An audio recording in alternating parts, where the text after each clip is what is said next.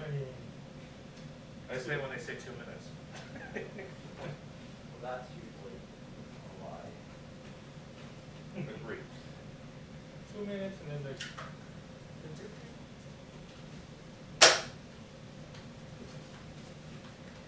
Now it'll be interesting to see if he says the exact same thing like he did the other day.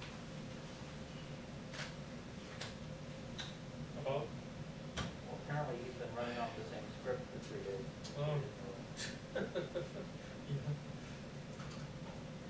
That or they accidentally gave him the same piece of paper. What he's gonna talk about the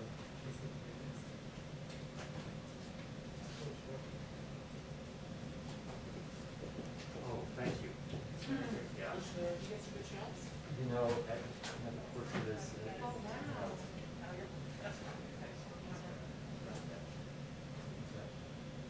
I mean, it's, you know, it's okay for what it is.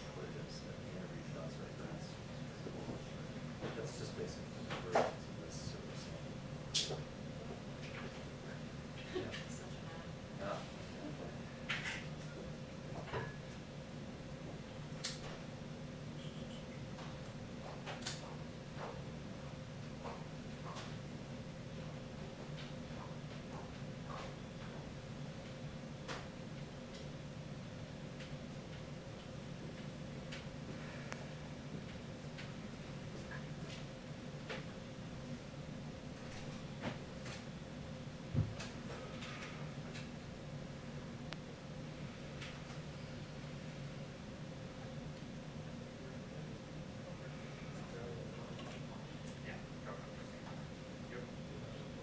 Yeah.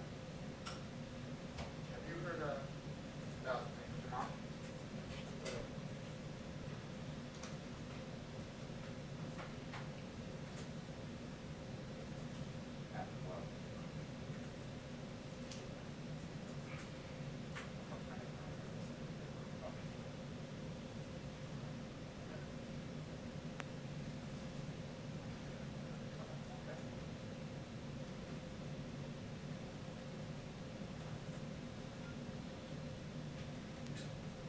Mario.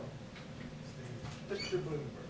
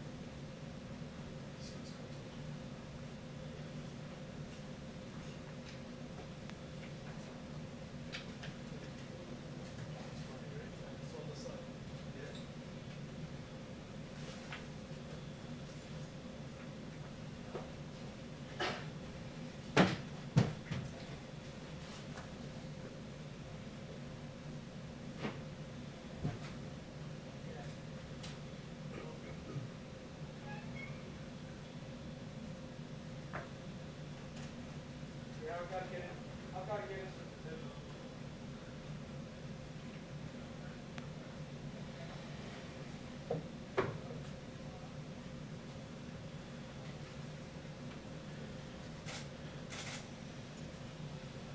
Peter, cute.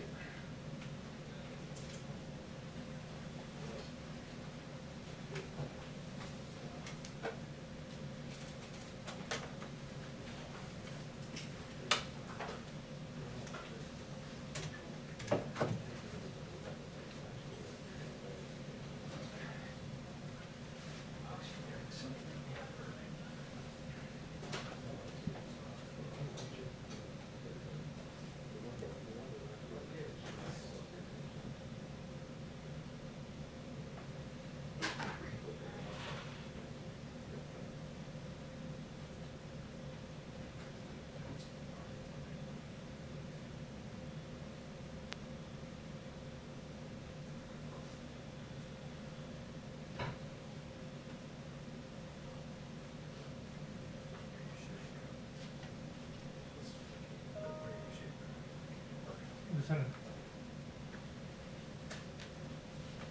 My bad.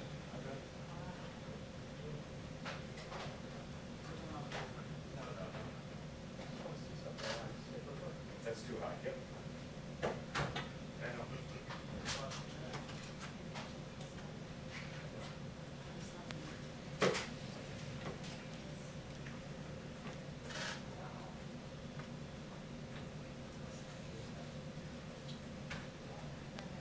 He's good. He's good.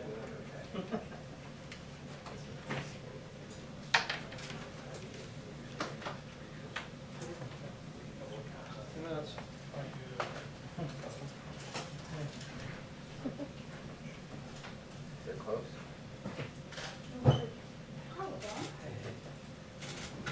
Ready? Actually, you're right. That car was the worst. Good, I was gonna say, it could be ours.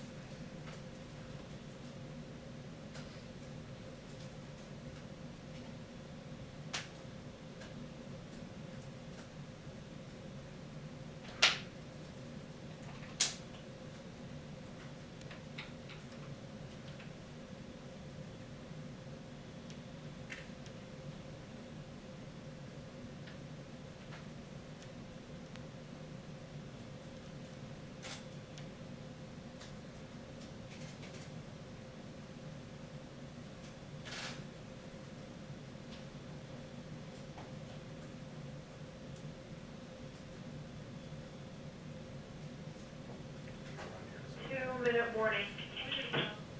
Sorry? Like here for the weekend, or you travel? Oh, cool. His arrival, I guess, Sunday. Yeah.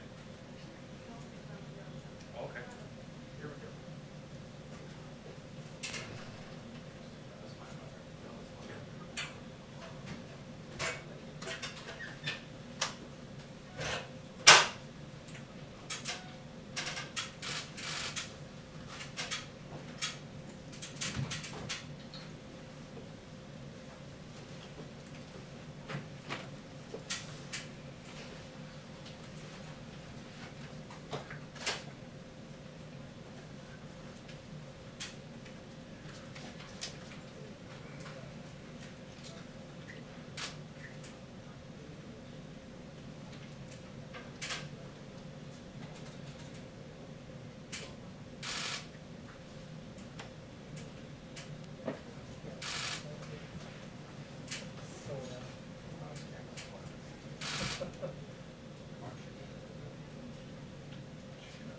For a coat.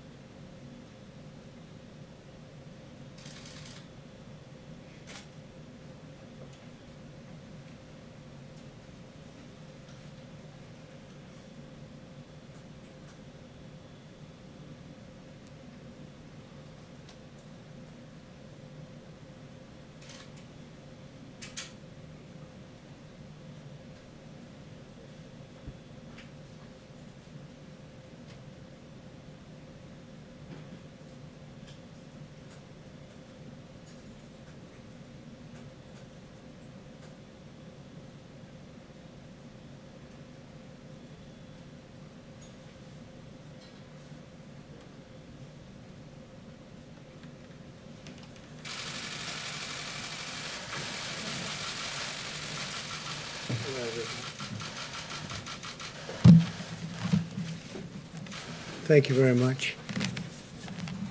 It was just announced by Attorney General Barr that they've caught the killer of Legend to Pharaoh. Horribly shot, young man, wonderful young man. And we have this just came out 2 minutes ago. So Attorney General Barr just announced, as you know, we named Operation Legend after Legend to Pharaoh, where we're going to be helping out and are in the process of helping out cities throughout our country that have difficulty with crime, in particular certain types of crime. So that's really good news. They caught the killer of Legend. Today we saw Joe Biden continue to politicize a pandemic and to show his appalling lack of respect for the American people. That's what it is. At every turn, Biden has been wrong about the virus, ignoring the scientific evidence and putting left-wing politics before facts and evidence. Sleepy Joe opposed both the China and the Europe travel bans. You know that. He opposed the China travel ban that I instituted very early and the Europe travel ban that I instituted quite early. If he had followed, if we went after and listened to his advice, hundreds of thousands more people would have died. This is according to many people. I believe that Dr. Fauci agreed with that. He said that President Trump made a great decision when he put the ban on China. Joe Biden wants to fling open American borders, allowing the pandemic to infiltrate every U.S. community based on his policies. He wants to have ridiculous open borders. I've been saying from the first day I started campaigning for this great office that you have open borders, you don't have a country. You don't have a country with open borders.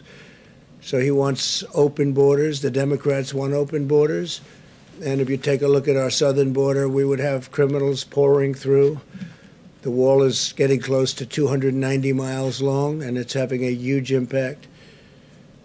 So we disagree with him on that. That's one of the many things that we disagree with.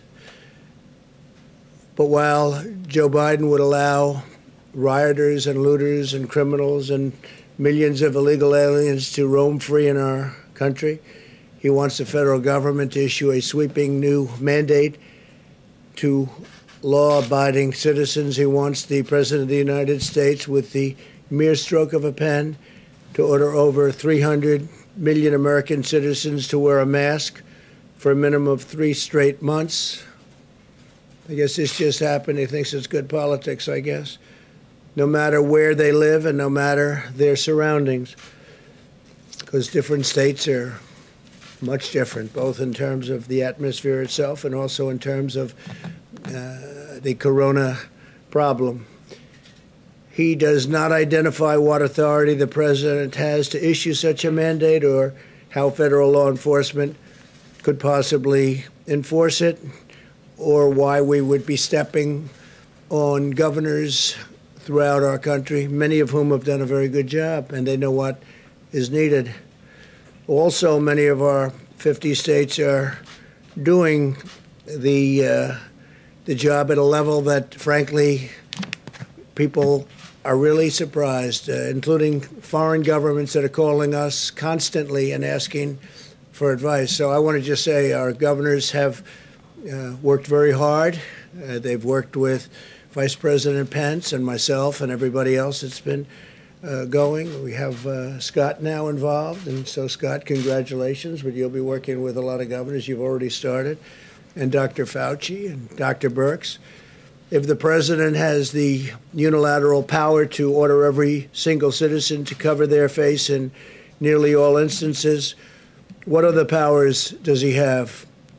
That's why he refused, Biden, to take questions. He couldn't answer any of them, couldn't answer the questions. He refuses to take questions. He never takes questions. I take questions. He never takes questions.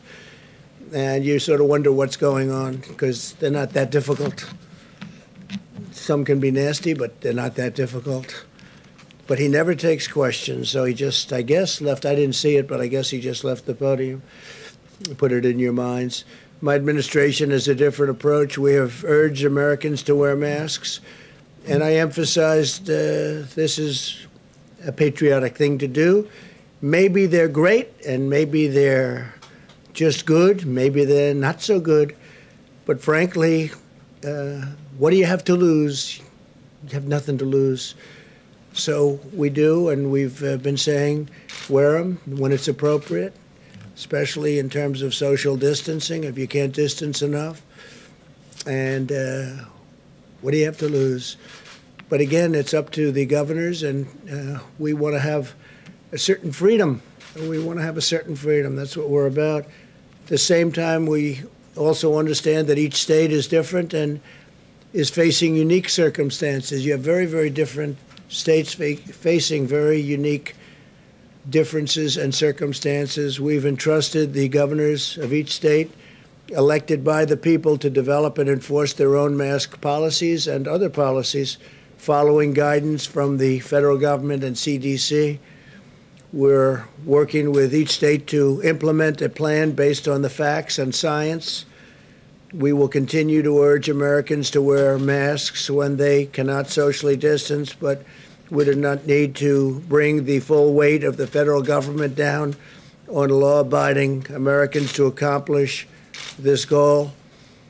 Americans must have their freedoms, and I trust the American people and their governors very much. I trust the American people, and the governors want to do the right thing to make the smart decisions, and Joe doesn't know too much. Unlike the Biden approach, our approach is guided by science. That's why we're focused on protecting the high-risk Americans. That is why we're delivering effective medical treatments to dramatically reduce the fatality rate. And that is why we're developing a vaccine and therapeutics in record time. You'll see that, I think, very soon. Sleepy Joe rejects the scientific approach in favor of locking all Americans in their basements for months on end, which I think is something that Scott would be very opposed to. I think I can speak for you. We've been dealing pretty strongly over the last number of weeks. But he wants them in the basement for months on end. And you have governors that have been very, very strict on keeping people in their houses, keeping people in their, wherever they may be, apartments. And frankly, I don't think the results are necessarily better than other results. But he wants to shut down our economy, close our schools, and grind society to a halt. And he wants it done by a federal decree. This would lead to a crippling, long-lasting depression. This would be a crippling, long-lasting depression. And yesterday I showed you the numbers about how well we're doing coming back with auto sales and auto manufacturing and used car sales and housing sales at numbers that nobody would have believed. And we're back and very strong. It's a very strong V. It's almost a straight up V. We'll be discussing that over the next couple of days. But the economy is coming back, and the employment numbers over the last 3 months are a record in history of our country. And we'll be back next year. I think we'll be maybe even stronger than the previous year, where we set every record in the book on employment and stock market. By the way, our stock market numbers are very close to record, and NASDAQ is actually record over the last 14 days, 14 times now. It's been record, and that's during what we hope will be the more final stages of the pandemic. So if we did what Biden wanted to do, it would shut down our healthcare system and lead to a massive increase in mortality, including suicide, overdose, heart disease, and countless other physical and mental harms. It is very, very bad on the other side of the equation when you do something like that. Those shutdowns are very punitive, very punitive. They hurt a lot of people in a lot of different ways, through depression, through suicide, through so many other things, alcohol, drugs.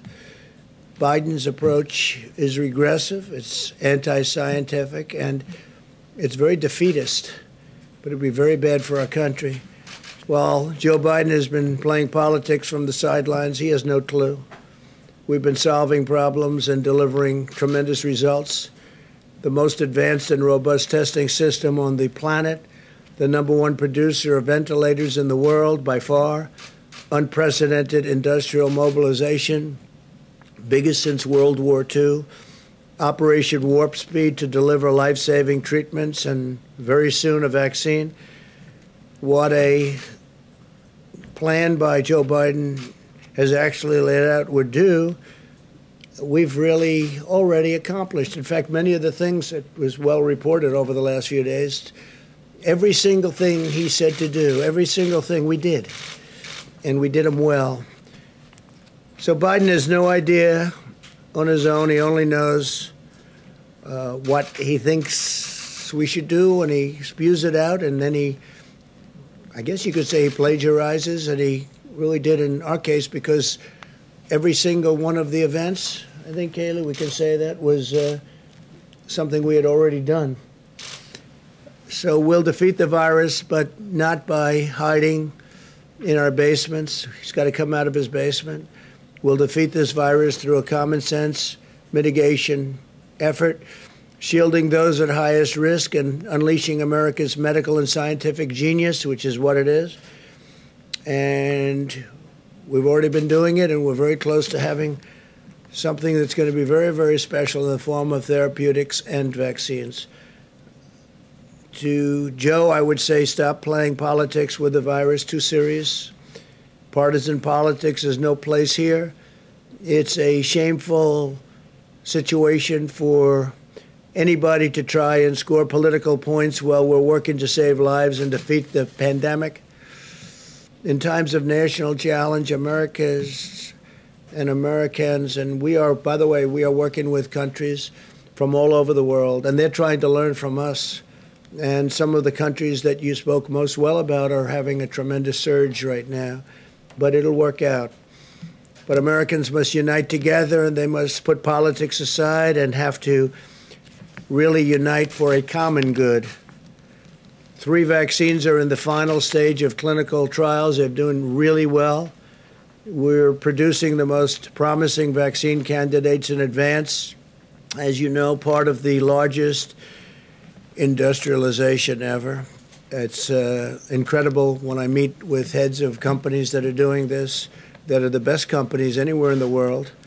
It's incredible where they are, how they're doing, and the speed with which they're doing it, and also the speed with which the FDA is approving things.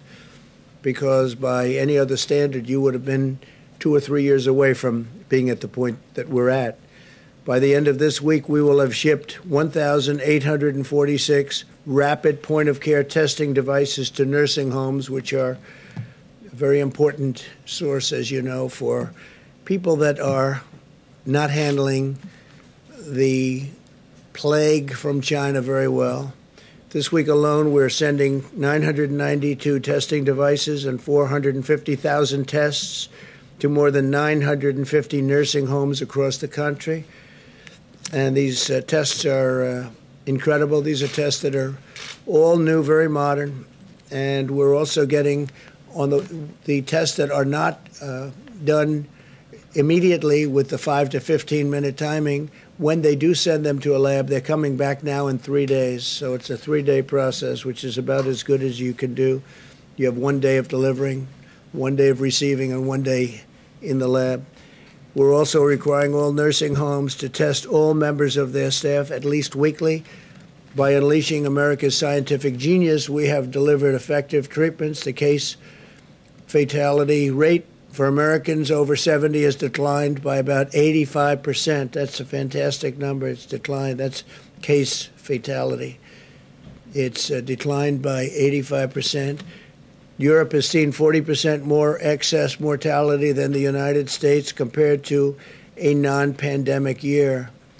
So you hear the numbers, and those numbers are very interesting, but that's the way it is. We continue to urge all Americans to wash your hands, socially distance, wear a mask when necessary, and when you cannot, distance and protect, very importantly, the vulnerable. Protect people that are older, and especially people that have problems with heart or diabetes or some other problem. Earlier today, very exciting news, very big news all over the world. They're talking about it all over the world. It was amazing. We finalized a historic peace agreement between Israel and the United Arab Emirates. After half a century, Israel and the United Arab Emirates will fully normalize their diplomatic relations. Nobody thought this was something that could happen for a long time. This is the most important diplomatic breakthrough since the Egypt-Israel peace agreement was signed over 40 years ago. We have Ambassador to Israel, David Friedman, here. Thank you, David, for being here. We very much, you would agree that this was a big day for Israel and a big day for the world. Good. Thank you, David. You've been fantastic, too. Fantastic ambassador and representative of our country. Thank you very much. The deal that was reached today will enable Muslims to have far greater ability to visit many historic sites in Israel and to peacefully pray at the Al-Aqsa Mosque, which is very important to them, which they've wanted to have access to for many, many decades. This is a monumental step to forging ties of cooperation in the Middle East, and I think you're going to have other countries come forward. I can tell you we already do, and they want to make a deal. They could have peace in the Middle East. It would be fantastic. Israel is also suspending settlements in the West Bank, which is a big deal, a bold step toward achieving peace. Israel and the United Arab Emirates have also agreed to immediately expand and accelerate scientific collaboration to develop effective treatments and vaccines to defeat the China virus. They've both been hit. Virtually every country has been hit, 188 countries, and to save lives in their region and in their world. So they are working very much on the vaccines also with us. And again, some very good news is going to take place with respect to that. Our unprecedented diplomatic engagements laid the groundwork for this historic peace agreement, which was just announced a little while ago today. We will not rest as we continue to work toward a world of greater harmony and prosperity for all.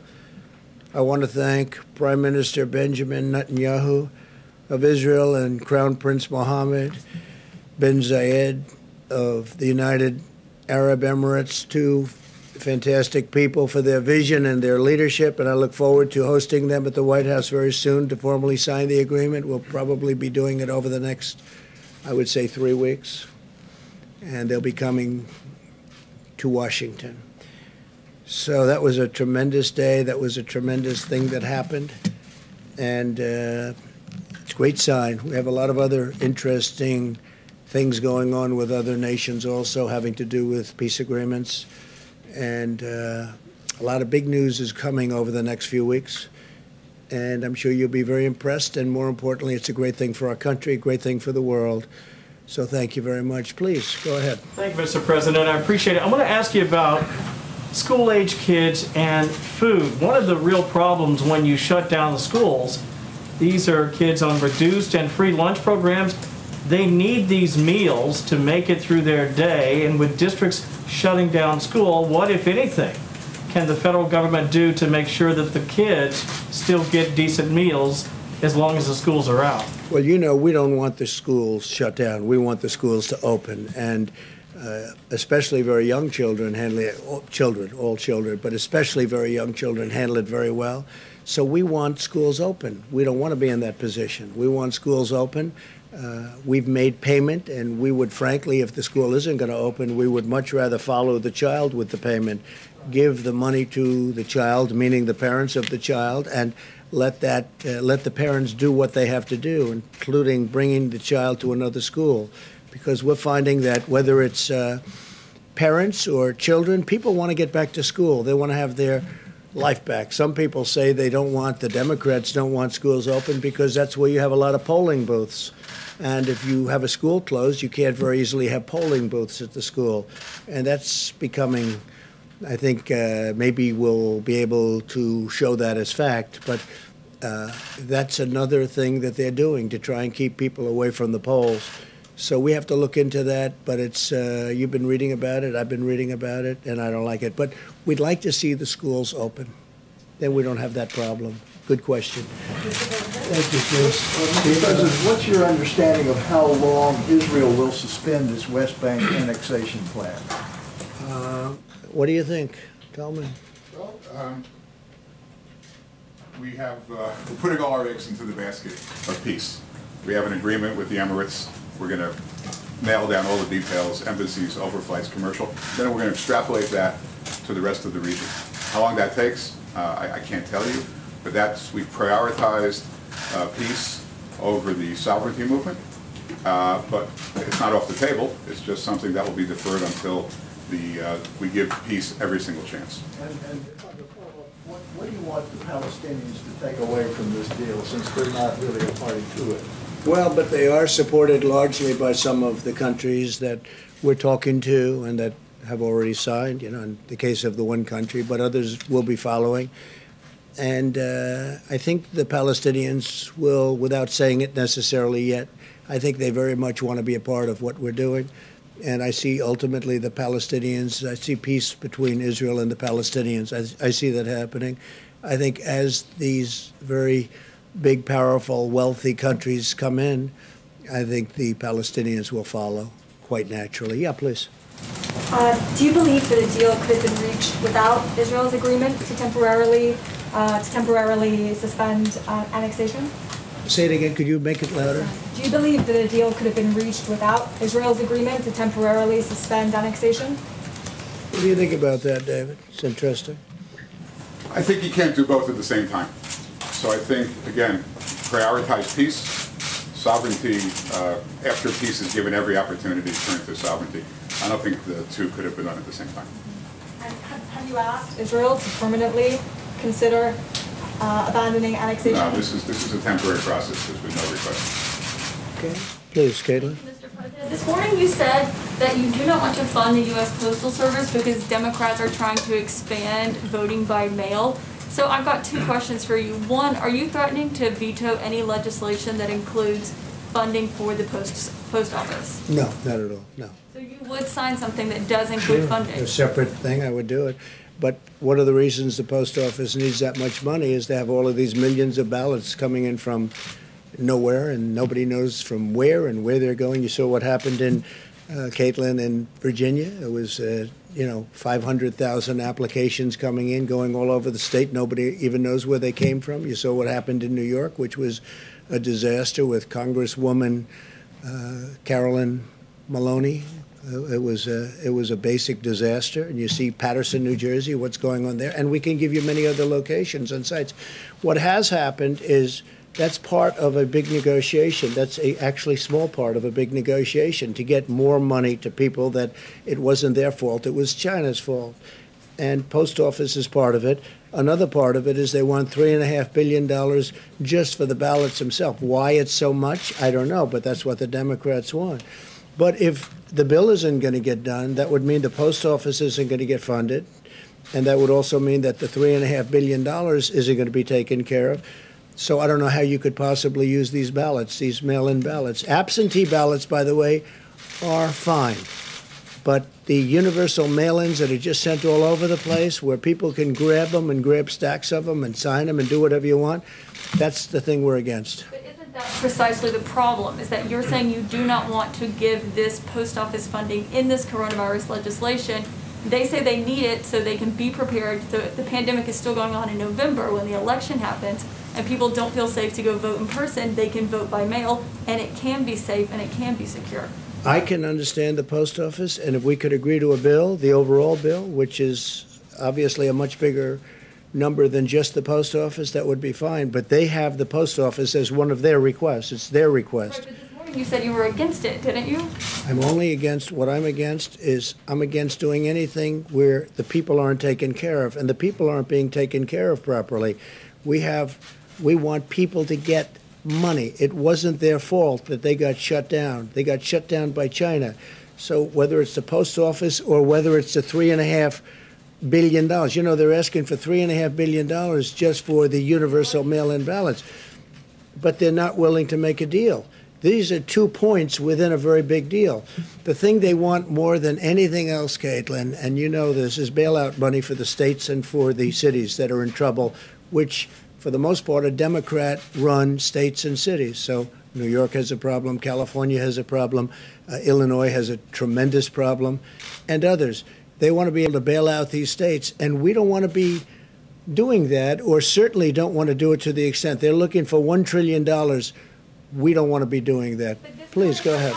I'm just really confused, because this morning you said they need that money in order to make the post office work so it can take all these millions and millions of ballots. And you said that would be fraudulent. So it sounded like you said you're blocking. No, I said it will end up being fraudulent because if you look at what's happened over the last few weeks, just look at the few instances where this has happened, it's turned out to be fraudulent. Well, if you look at New York, it was fraudulent. If you look at Paterson, New Jersey, it was fraudulent. Of course there is. The whole thing is a mess. In fact, Carolyn Maloney's opponent he's gone crazed. He said they took the election away from him, and he may be right. I think they should redo that election. And if you look at Virginia, it's terrible. Look at some of the things that have happened in California. Look at California, where they found 1 million non-eligible voters. That was done by Judicial Watch, Tom Fitton and Judicial Watch.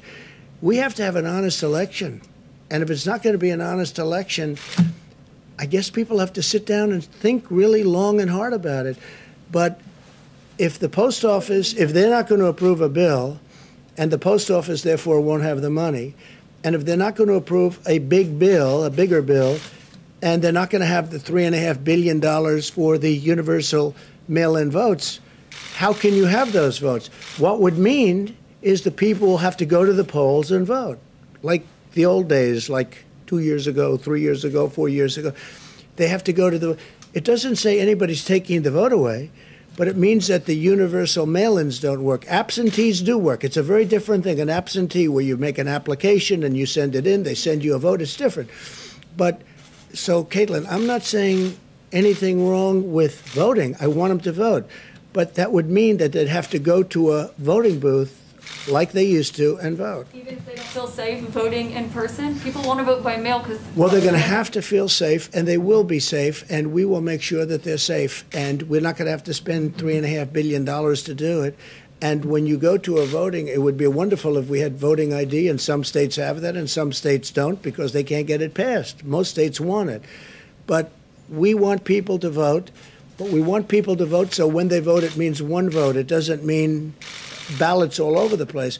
You saw what was happening in Virginia, where piles of ballot applications are dropped all over the state. They had them named after dogs. They had them named after dead people. We want to have an accurate vote. I'm not doing this for any reason. Maybe the other turns out to be my advantage. I don't know. I can't tell you that. But I do know this. I just want an accurate vote. And it's a fair question, by the way.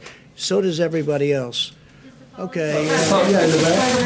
Mr. President, how does the accord today between Israel and the UAE help struggling and persecuted Christians in the Middle East? Help what? How does it help struggling and persecuted Christians in the Middle East, the deal today? Well, I think it's going to. I think it's a big start. And you're right about that. Christians have been persecuted by some countries in particular in the Middle East. And I think this is a big start. It's going to be a very strong start, very powerful start.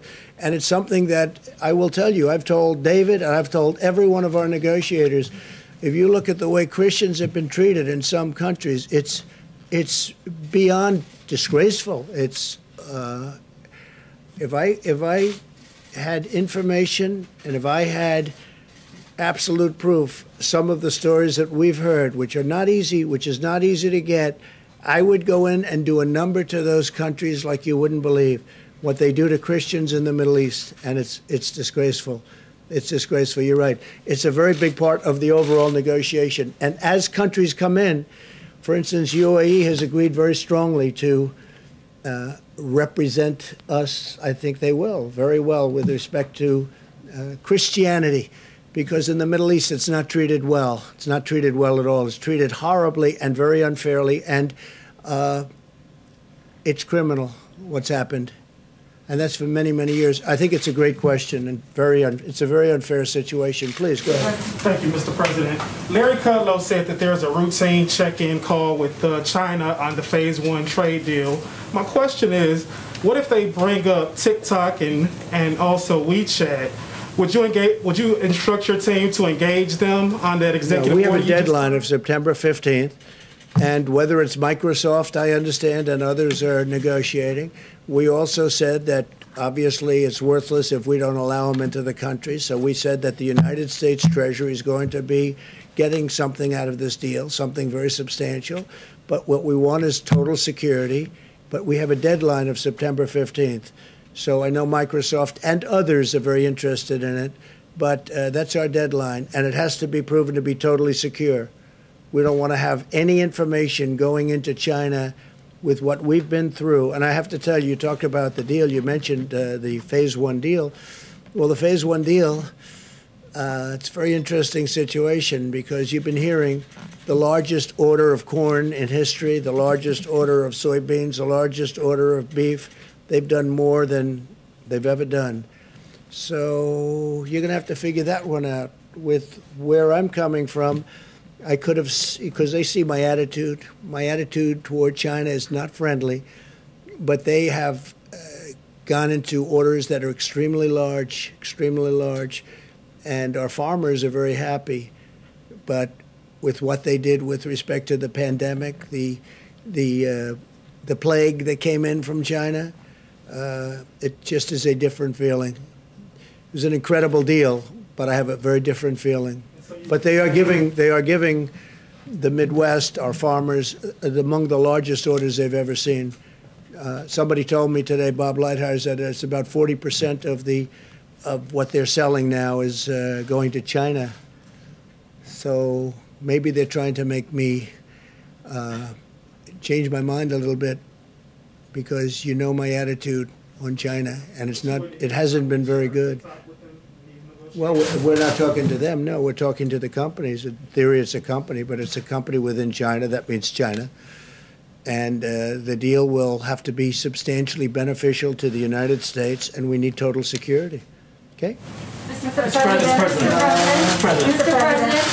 Yes, Mr. President, can you say whether you yourself think that annexation should be off the table for Israel, and if so, have you communicated that to Well, not off Prime the Minister? table. No, it's something they've discussed, but Israel has agreed not to do that. I mean, more than just off the table, they've agreed not to do it. And I think that was very important, and I think it was a great concession by Israel, and I think it was a very smart concession by Israel. But, David, do you have anything further to add on Prime that? Minister was pretty clear today at his own press conference that he considers this to be a temporary suspension and that the deal would still be open to him at some point in the future. I'm asking what you think he should do. Should he Well, actually right now, write it all I off? can say, it's off the table.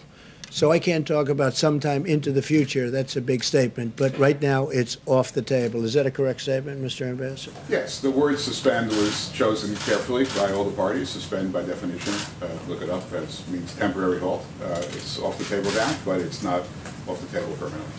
Go ahead. Mr. President, thank you so much. Just to follow to some of the questions that Caitlin was asking, you said you do want an accurate vote. Would That's you right. direct the Postmaster General to reverse some of the policy changes that have No, occurred not at there all. in order to prevent delays? No, I wouldn't do that at all. No, I want the post office to run properly, but, which makes sense, they would need a lot more money if they're going to be taking in tens of millions of ballots that just come out of the sky from nowhere, and so they need additional financial help.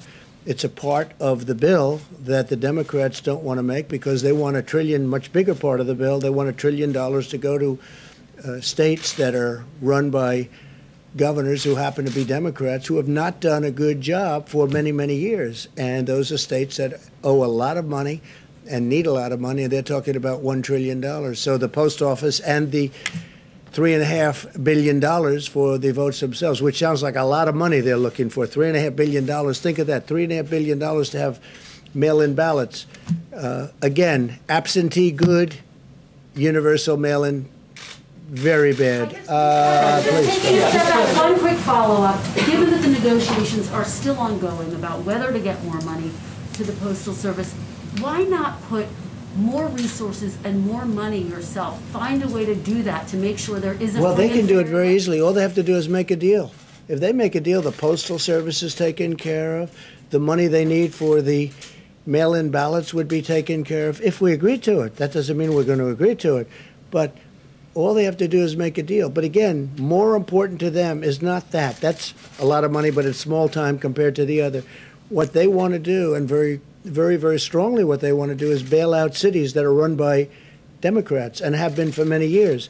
And these cities and states have done very badly, and they desperately need money for that. And we're open to something, but we're not open to the kind of money that they need. Go ahead, please. Mr. President, very quickly, my question to you is Just 1 second, please. Go what are ahead. you doing as president to make sure there is a free and fair election? That the what? What are you doing as president to make sure there is a free and fair election? So everyone talks about Russia, Russia, Russia. They talk about China, China.